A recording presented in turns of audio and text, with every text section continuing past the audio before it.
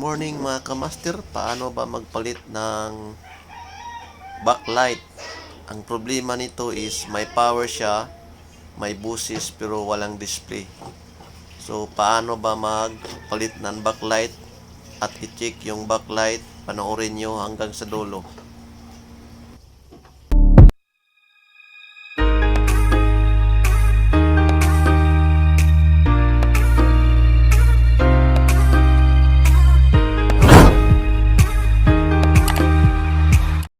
Hindi lahat ng may busis ay backlight na agad.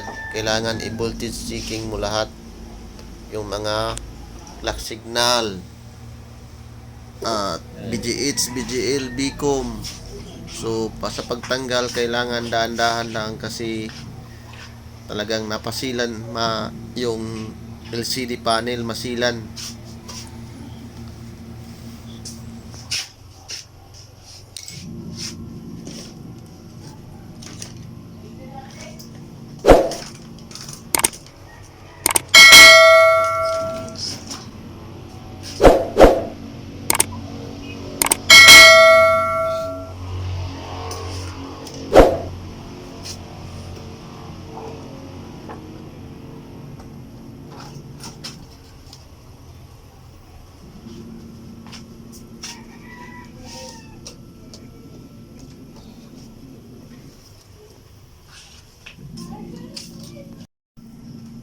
Yan, titingnan natin kung ilang voltahe yung bawat stripe. So ayan, 12 volt. Bali 15 volt sa isang stripe kasi 5 lahat. Bawat isa 3 volt.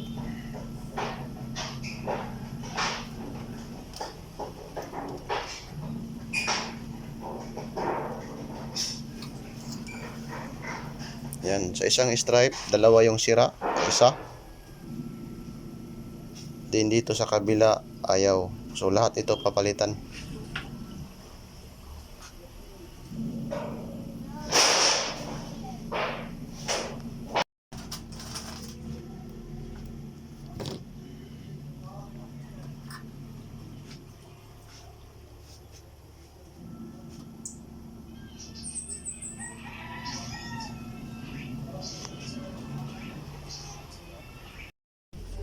So ayan, ito yung bago. Basi yan. Din ito yung sa customer natin.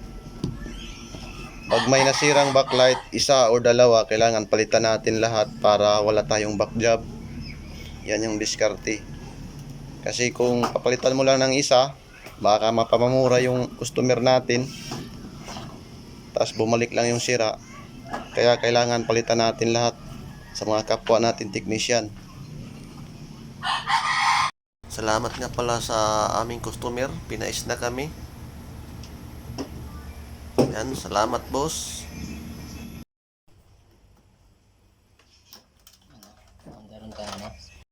Ayan, tinisting na natin. Okay na siya.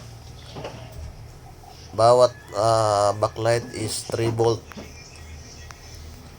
Ayan, kailangan related kayo sa kurso na ito kasi pag hindi nyo alam nito, baka masira yung LCD panel. Ayan mga kamaster, ibalik na natin yung reducer. Then pagkatapos nito, takpan na natin. Then itesting na natin bago tayo umuwi.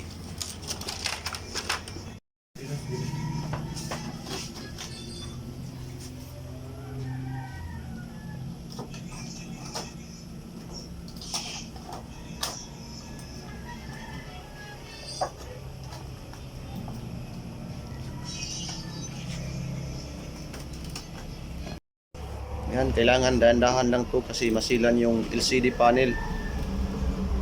Pag di ka marunong, baka sisira. Mas lalong lumala yung problema.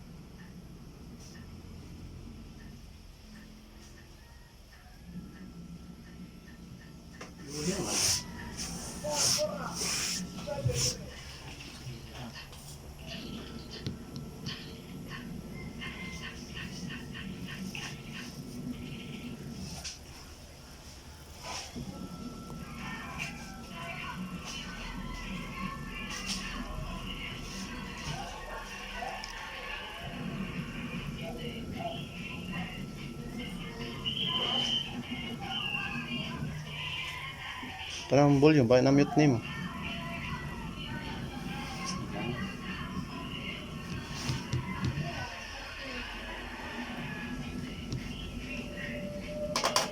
Sasab.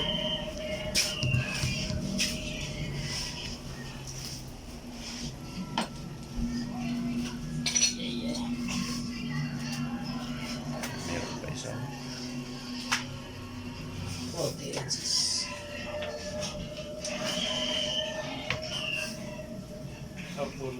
Para ini kay PB.